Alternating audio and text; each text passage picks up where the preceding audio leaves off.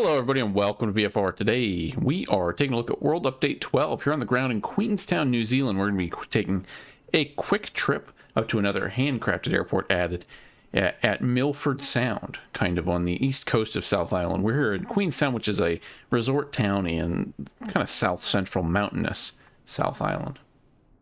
And we're also looking at the DHC-4 Caribou, a pretty cool plane that I've been pretty looking forward to. It's pretty rugged. It's a pretty simple airplane, but it's a big, kind of ugly air hauler, and I do love those. So obviously an interesting airplane, and for those of you following along at home now, we have a DHC-2 Beaver, we've got a DHC-4 now, the Caribou, and we've got a DHC-6 Twin Otter available to us. So we're rounding out the de Havilland set. We need a Dash 8 and some others, the Dash 7 from some Work Studios. But no, this is a really cool looking airplane. A very utilitarian airplane, served in the U.S. Army as well as the Royal Australian Air Force for a long time. Developed in 1958, I think it was the first flight. And so really a workhorse of a lot of those kinds of bush, rugged, twin-engine cargo hauling. It's got some interesting features. You see the kind of inverted gull wing like a Corsair. So it's really, really the crazy thing about this one is it's big, it can carry a lot of cargo, but it's also got really good low speed and stall performance. You can throw these flaps back to something like 40 degrees, and you have an approach speed just like a Cessna, or 172. So it's a really fascinating airplane. I think there's a lot of really cool bush things that you can do, and for me, I like the fact that it's just kind of ugly, but big and functional. And I would be remiss if I didn't look at our airport for today, Queenstown Airport. This is, if I can pull it up, November, Zulu, Quebec, November. You've got some stands for airliners. I think Air New Zealand does fly to this airport. So you could do some flights to the rest of the islands. But there's a lot of points of interest scattered around here. I don't really know them very well. But we're going to fly around the lake, look around, and just see what we can see. And then we're going to basically fly up that valley and out to the coast and Milford Sound. But yeah, this is a big resort town. Lots of skiing, lots of mountain sports go on in this area. So it's pretty cool. And a nice little cluster of points of interest in and around the area.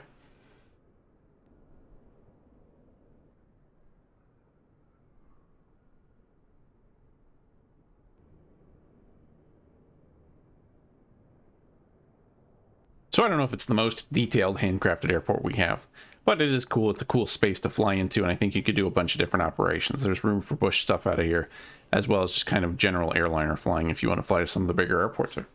That's pretty cool.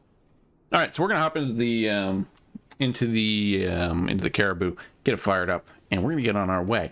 We're not doing any of the really small strips. There are some very small bush strips that were added in here. We're a little too big for some of those. But we are it should be a pretty scenic approach with mountains on all sides. And I checked in a little earlier. We may see some snow. All right, welcome to the cockpit of the Caribou. I love this cockpit. I love the panel. It's all very old school. But you have all your your standard 6-pack over here, engine instruments in the center, some controls. You also get this kind of center pedestal. What this really reminds me of, I don't know if anyone's flown the DCS Huey, but that's really, kind of what it makes me feel like. So we're going to use the in-game checklist to get started. Before start, we're going to have parking brake set. We are pulled and turn clockwise. Carb heat is cold, and this is one that does definitely help with magnetos to both. A mixture is in cutoff, idle cutoff, props full forward, and we'll crack the throttles 1 centimeter. Landing gear is up here and in the down position. We'll just check that. It is in fact down. So starting the engine, we got battery on, master start switch down here's got to come on, and then we're basically going to use all this stuff. So nav lights are on. We'll turn our beacon lights on. Your light panels down here on the right side. Master start on, battery on. And then all we're basically going to do is come down here and turn our boost pump on normal. And then we're going to use the start, and prime switches. And then once we see it come to life up here, once we get RPM, manifold pressure, we will introduce fuel. So let's turn this off for the startup. All right, so starter to right. Should start turning over. We should get RPM. We should prime. That wasn't quite quick enough there.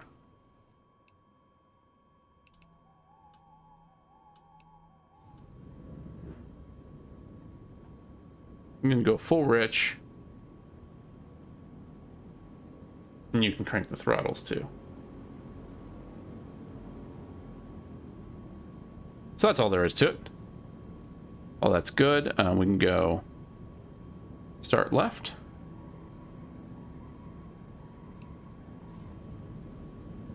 Make sure to full rich.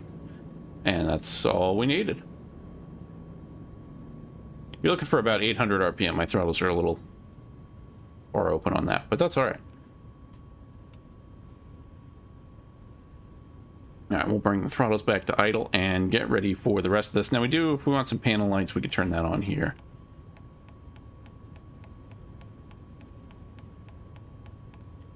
Also got some emergency lights, and then we'll go back and mess with the real fun stuff, the reason we're here.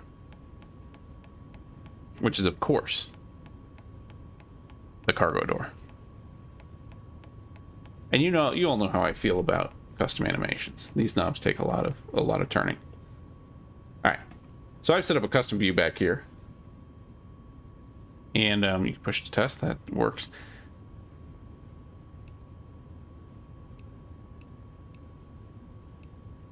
So we got to turn cargo door on, and then we hit open.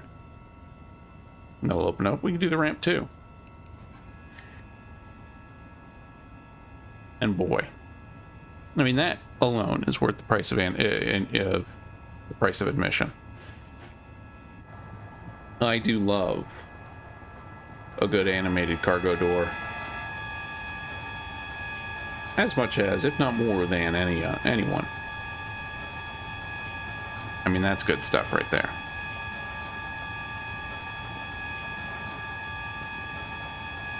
And it makes a real big noise too, which is fun. So yeah, the cargo door comes up, you can get back into the cargo area. I mean, that's the best cargo door we have in Sim probably right now.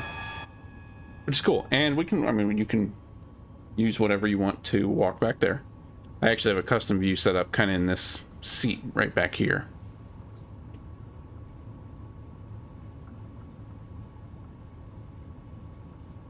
But it is really cool. I think the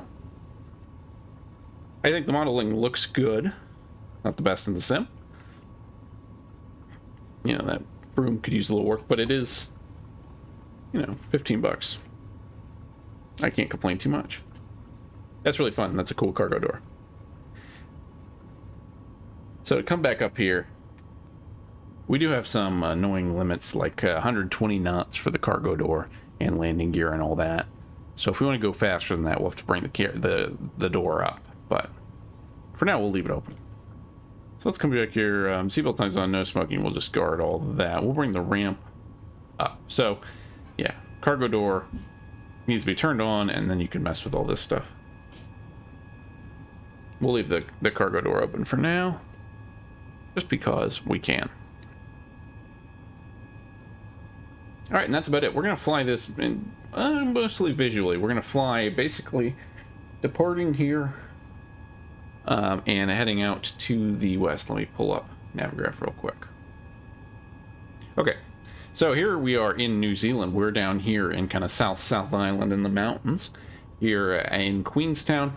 We're probably going to take off here on runway 5 is what the wind was doing earlier. So runway 5 taking off out. We'll fly up here and make a left turn and just kind of loop back around. We can fly up. We'll fly back over the airport.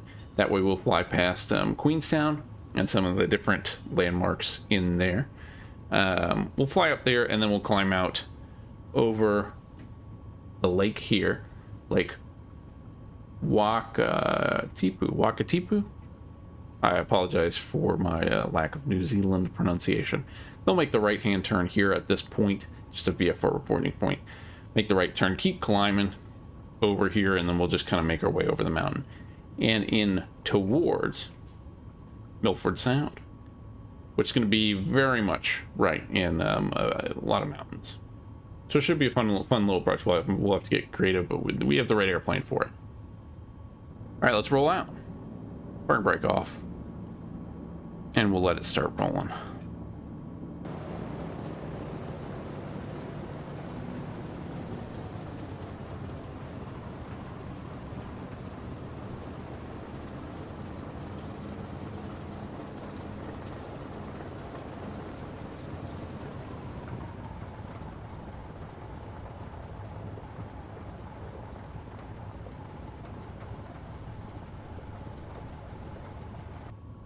All right, one more thing. We got to take away the gust lock here.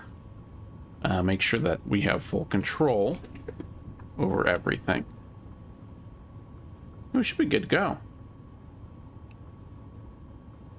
right, I had down the generators. They're here guarded.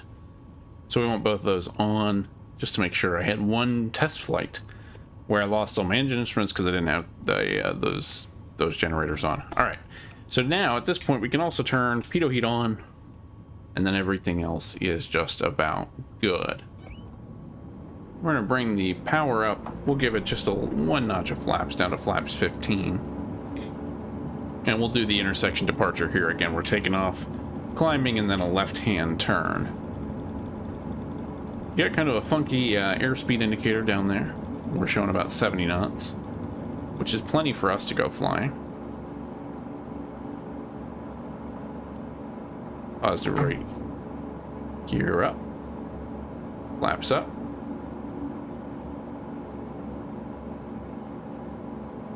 And then I'm going to bring it back to about 45 inches manifold pressure. Wrong thing, that's mixtures. We'll lean out a little bit and bring the RPM back into the green. Right around 2400 RPM. Alright, so we are set up for climb. We're going to start that left-hand turn now. And this is a really cool little area. Lots of mountains, so if you're looking for mountain flying, this part of New Zealand has plenty for you. Gear is up, flaps are all up. Everything else looks good.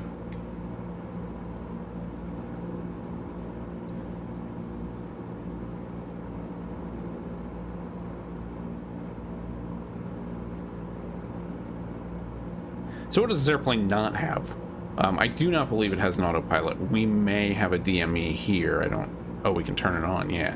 So we do have a DME.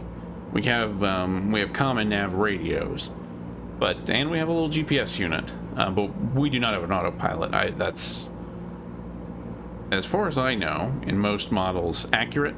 There are lots of stories, at least in the limited reading that I did, talking about flying these things all day, every day without autopilot.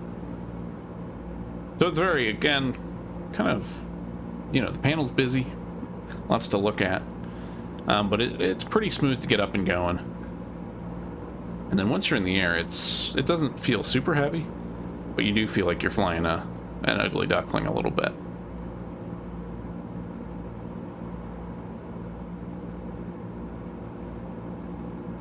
And we're just going to keep the left turn going as we gain altitude back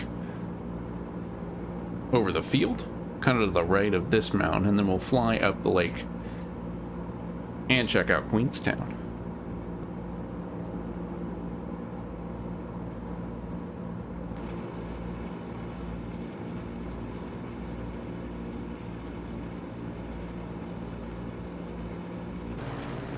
Alright, so we're going to pass by Queenstown on our right. Again, kind of a mountain resort type community here in South Island in New Zealand. We're on South Island in New Zealand. There are a couple of interesting places. Let's fly over here. There's a neat go-kart track right up here on the mountain. Also, if you look in the water down there, you got a little steamship. I can't remember what it was called, but steamship down there. I'll have to look it up.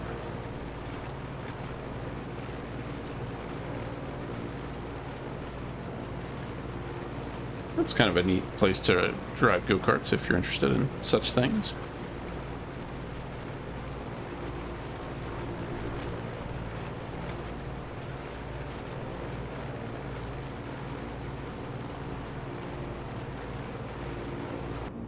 And there's a lot of those little ones sprinkled throughout this area.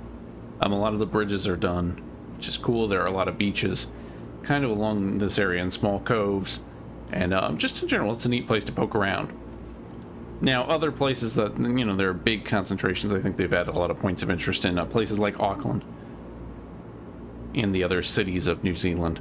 And then there's a few lighthouses, lots of good trips. I mean, it's very, because, you know, the size of New Zealand is not as big as maybe Australia. Australia, especially for World Update for Australia and the US, a lot of the flights that you have to take are very long. But in here, this should be about a half-hour flight down to the coast. And so there's a lot of really cool, shorter flights that you might be able to do. So it's definitely worth a look. We could visit Hobbiton. I need to visit Hobbiton, the movie set from The Lord of the Rings that they built. But most of that stuff's on North Island, which is probably a 2-hour flight in a Caribou for us. We'll bring the throttle back up. Well, aim for about 35 inches, and we'll lean the mixtures out a bit.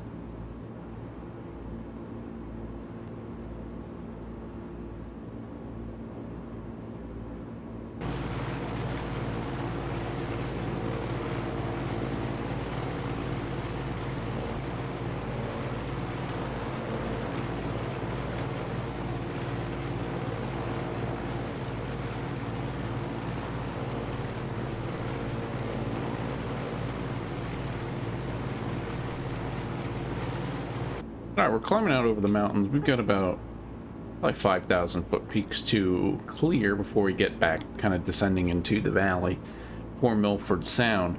We're coming up on K Creek right about here.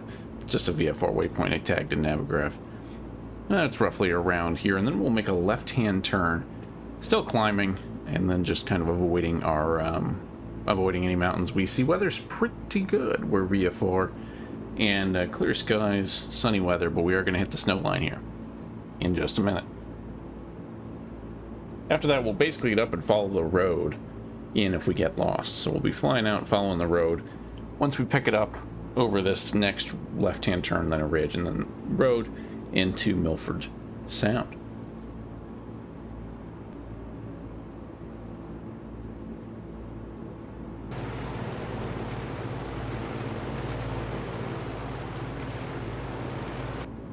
Alright, so we're making the right turn. You can kind of see the valley there. Now, that's basically what we're going to be descending into. Weather still looks good. Milford Sound's reporting VFR. Wind 030 at 8 knots. Broken clouds at 6,000.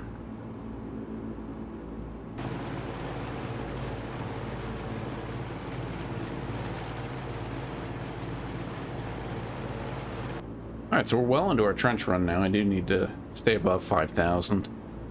We have to clear this mountain. There's some really good valleys, really good mountain flying, which it's pretty cool. I knew New Zealand had mountains, but this is pretty, pretty significant. Definitely glad it's not a bad weather day.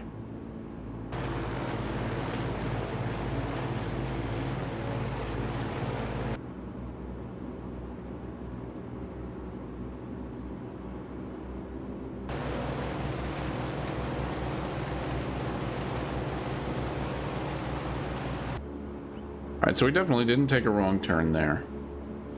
We're just exploring all these valleys. We're going to make the right turn right here. It's going to be kind of narrow, but right through here should be our destination, Milford Sound. And this actually empties out to the sea.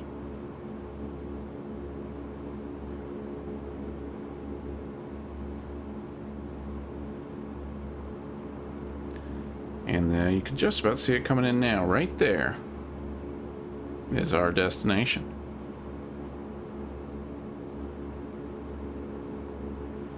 We're going to use the frozen lake over here to set up.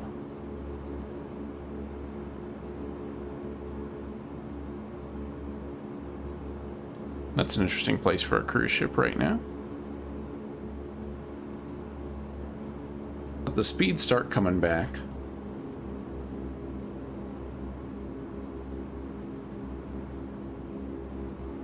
Milford is in Milford Springs Airport's at an elevation of 10 feet.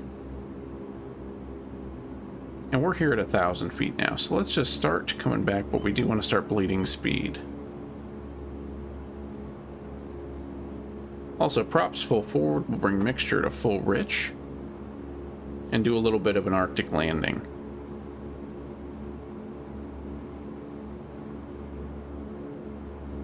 And just keeping an eye on all those gauges. It is pretty sensitive in pitch in terms of longer flying, so trim wheel is definitely a good thing to have with this airplane. We're still very fast.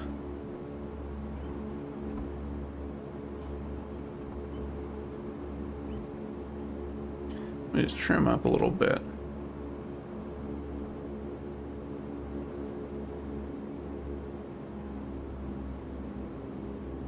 So I'm just going to try and sort it out. Now, our flap extension speed and gear extension speed is going to be, gear is at 120, flaps at 105. So we're probably good with gear now, and we'll just continue the orbit out here over the lake.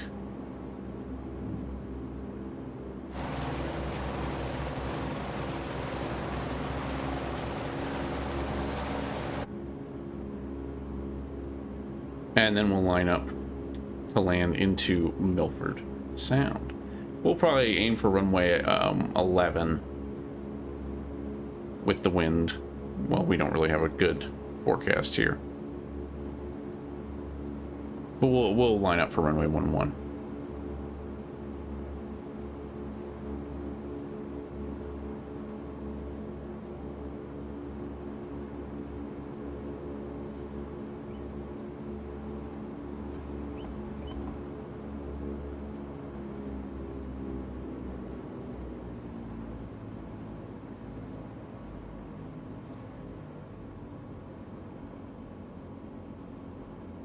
Start bringing flaps out.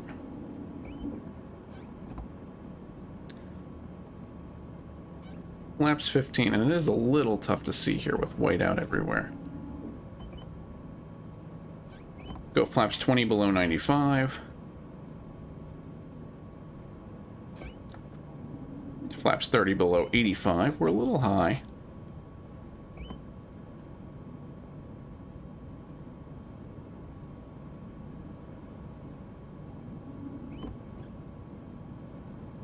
And we'll come down to 30. We're descending pretty fast, but that's all right. We're a STOL plane. Speed looks good. We'll go flaps 40. Lights are all out. Let's give this a shot. Now, you're going to be very slow. And I wouldn't say it's comfortable at this speed. You do have reverse thrust if you need it. But we're basically, yeah, flying a big plane. Ooh. On approach at Cessna speeds, and it feels a little bumpy. Ooh.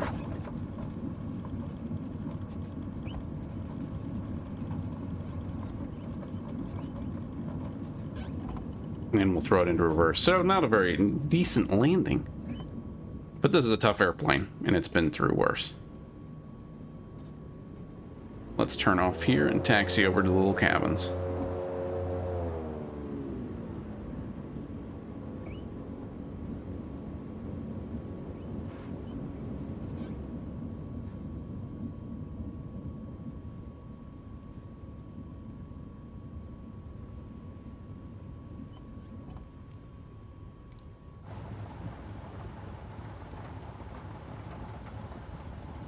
It looks a little more appropriate, you know, without ice. I've turned it back to basically clear skies. And you can see the area, the lake. Very beautiful. The cruise ship makes a little more sense at this point. And you have some piers and stuff too, so it's pretty cool. Cool place to fly into, definitely. But again, these mountains, these valleys will definitely test you. Test your decision making, test you paying attention. And that's all good. So let's fire this thing up. We will leave it like this and do the scenic final approach. See me slam that thing into the ground.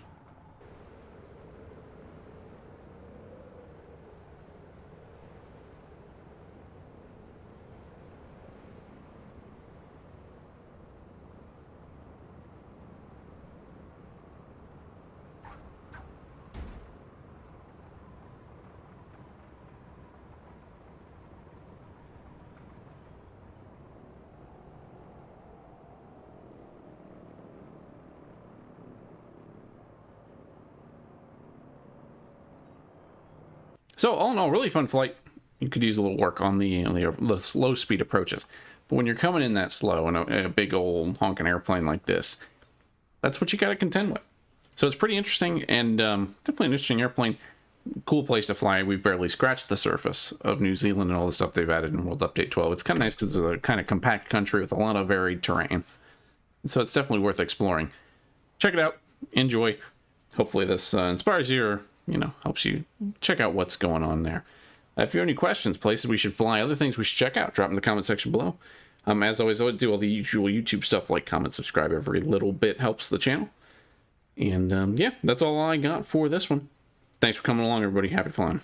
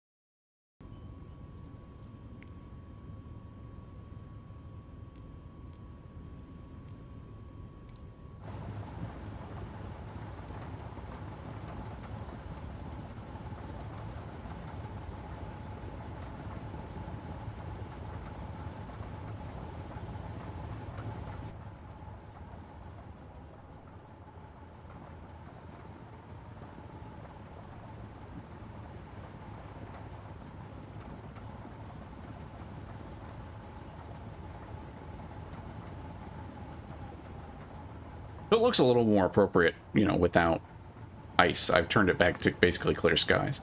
And you can see the area, the lake. Very beautiful. The cruise ship makes a little more sense at this point. And you have some piers and stuff too, so it's pretty cool. Cool place to fly into, definitely. But again, these mountains, these valleys will definitely test you. Test your decision making, test you paying attention. And that's all good. So let's fire this thing up. We will leave it like this and do the scenic final approach. See me slam that thing into the ground.